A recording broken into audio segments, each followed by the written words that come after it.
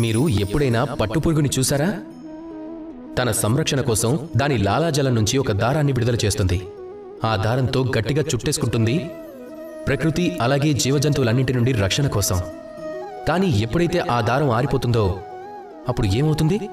అది గూడులా మారిపోతుంది. ఎంత శక్తివంతంగా మారిపోతుందంటే ఆ పట్టుపురుగు అందులో నుండి బయటకు రాలేకపోతుంది.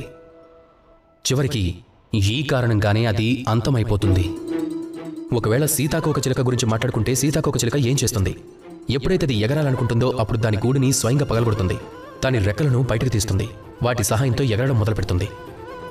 ఇదే మనం కూడా నేర్చుకోవాలి మన జీవితంలో. ఒకవేళ మనం ఎగరాలనుకుంటే మనం స్వయంగా మనమే మన గూడును పగలగొట్టుకొని రావాల్సి ఉంటుంది. అంటే స్వయంగా బంధాల నుంచి విముక్తి పొందాలి. రక్షణ కోసం బంధాలతో బంధించబడటం అన్నింటికన్నా అత్యంత అసురక్షితమైన పని.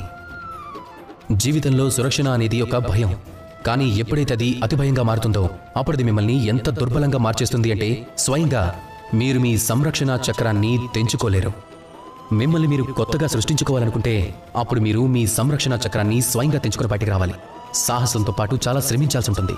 మీరు ఎప్పుడైతే అలా చేస్తారో అప్పుడు మీరు ఎగరటాన్ని ఎవ్వరూ ఆపలేరు. రండి, అలాగే నాతో ప్రేమగా చెప్పండి, రాధాకృష్ణ.